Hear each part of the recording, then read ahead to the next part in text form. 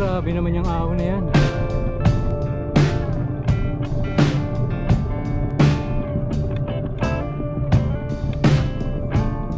Oh shit. Yun mga par. So meron tayong di inaasahang ride. Ito yung Pasimuno na naman. Ayan. So pupunta daw tayo ng Bagong Tubig. Ano lugar yun? Batangas? Laurel, Batangas. So hindi ko alam kung nasaan na kami dahil habang pumapadya kanina medyo nawawala na ako sa ulirat dahil gutom na ako. So kasama natin si Pops Ruel, videohan na natin dahil mamaya pag simula na nung ahon mawawala na naman yan. At syempre yung coach nyo. Ayan. At si Wolf at yung Pasimuno, si Kuyang Gilbert. So long ride tayo kahit na may hangover at walang ensayo pala. Mahirap hindi sumama kasi baka masabihan kang bakla. So food trip lang kami. And then mamaya rat-ratin na rin namin yung papunta ron. So first time ko pumunta ron. Si Kuyang Gilbert pa lang yung nakakapunta yata, no? So si Ruel pala sa Blackwall. Pero tayo wala pa tayong Michael, shout out sa'yo. So shoutout sa'yo Mike. No, soon kita tayo. So yun, kain muna kami. Ayun, so katatapos lang natin kumain, nag-ride out na ulit tayo. At ang oras ay 7:45 AM. So andito na tayo sa may Silang, Cavite. Ayan. So nag-start tayo from Quezon City. Nag-ride out tayo ng 3:30. And then dinaanan natin si Wolf sa may Boni. So sa unahan natin yung tatlong malalakas, si Kuyang Gilbert, si Brian at si Pops Ruel. Sa likod natin si Wolf, siya ang sweeper, siya ang tagabantay ko. So yung total ride natin is almost 200 kilometers, no, from PUC. So first time natin makakapunta rito mga par.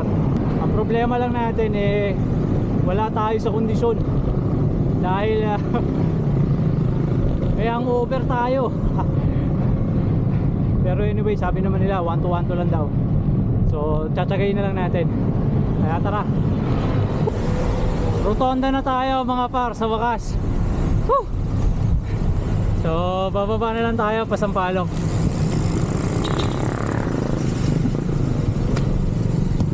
Alright, so ito lusong tayo mga par. Whew! Sa wakas makakatikim na rin tayo ng lusong.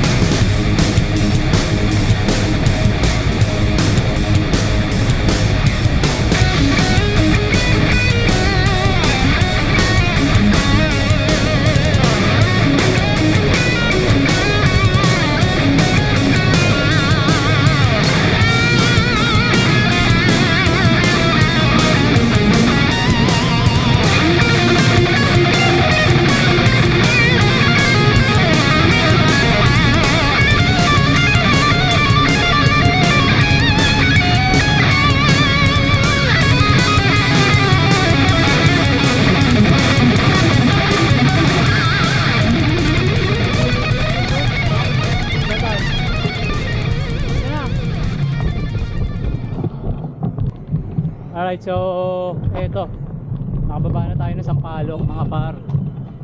Waiting lang tayo kay Kuyang Gilbert at kay Wolf. Alright, so back to saddle na kami mga par. At siguro sabi ni Kuya Gilbert medyo malapit-lapit na daw. Kaya lang din naman siya kung ilang kilometers pa. Alright, so kakanan tayo rito. Kaya makikita nyo nakalagay Tubagong Puok Leisure Park. So kakanan tayo dyan.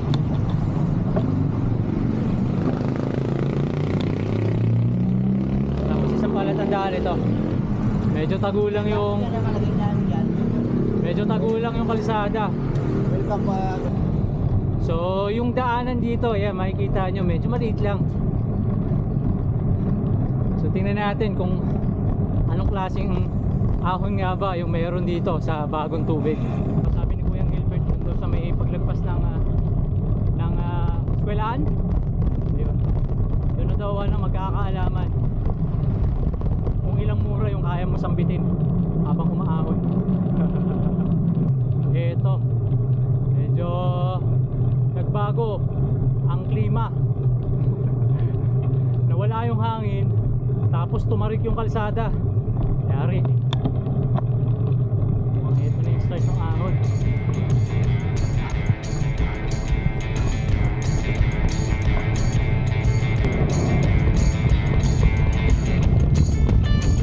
Laga.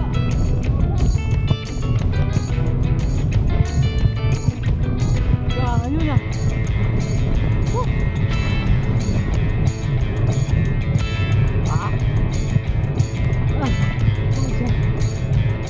Haba pa? Grabe. Ang init kalaban.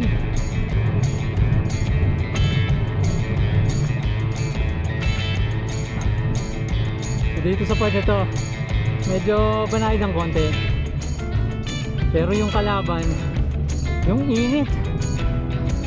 Maalinsangan mga par. Ang hirap i-cool down ng katawan. Kaya yung heart rate natin medyo mataas. Kaya kailangan na i-relax natin.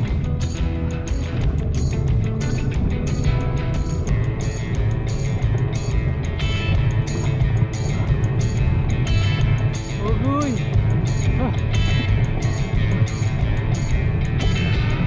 Ugoy!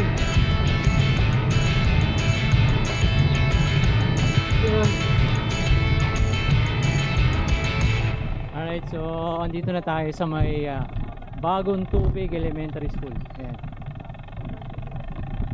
Ayan. So yung mga susunod na ahon daw, sabi ng mga taga rito, sobrang tatarik na. And then si Kuyang Brian, nauna na, nagpahatak, may emergency sa bahay nila, so kailangan niya ng sumibat. So sana maging okay lang si Kuyang Brian. Alright, so picture lang kami dito mga pa, para kahit pa paano naman meron kaming souvenir. Alright, so ride out na ulit mga pa. Ito medyo iwa-wanto lang natin. Grabe naman yung ahon na yan.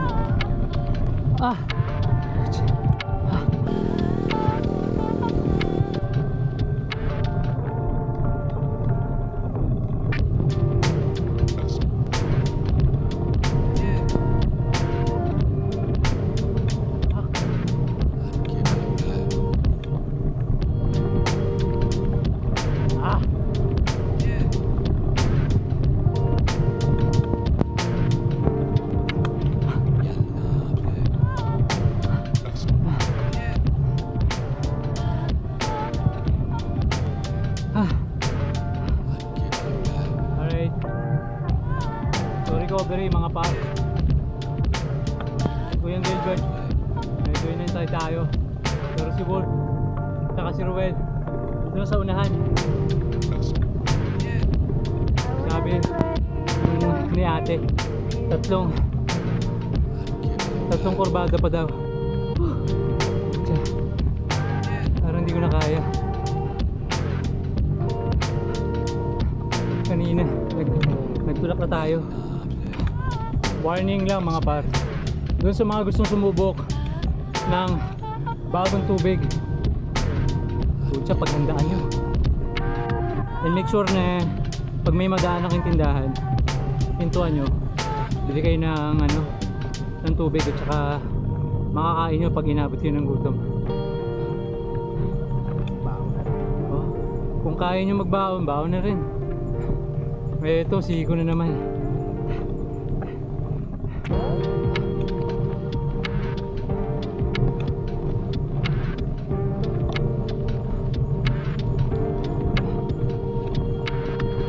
Siya matarik to ah.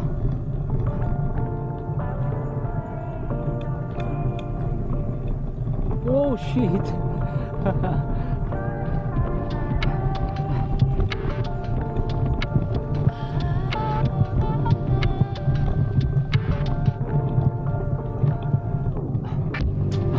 Naiksi lang naman pero masakit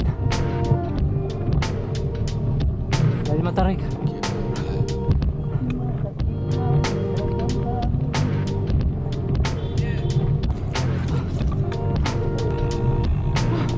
Alright, so recovery mga par. Ano to? So siguro kaya na to. Manto-manto na lang.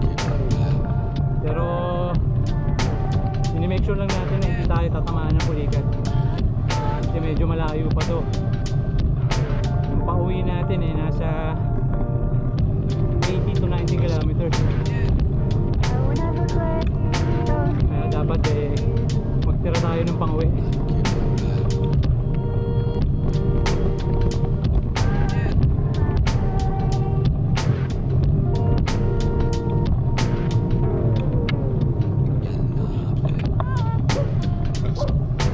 Gulit.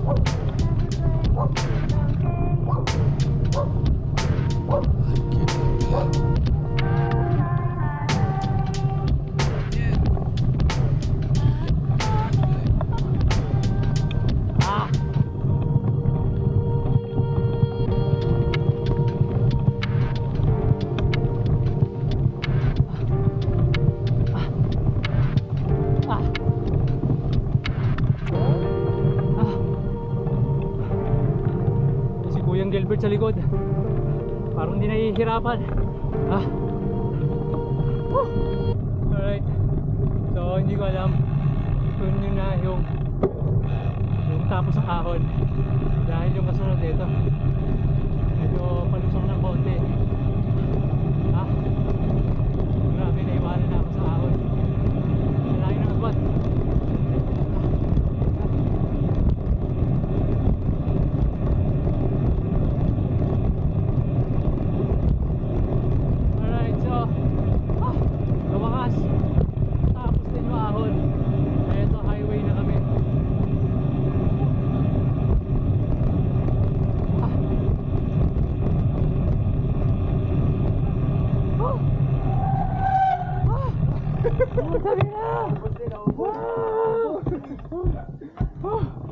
Tangina.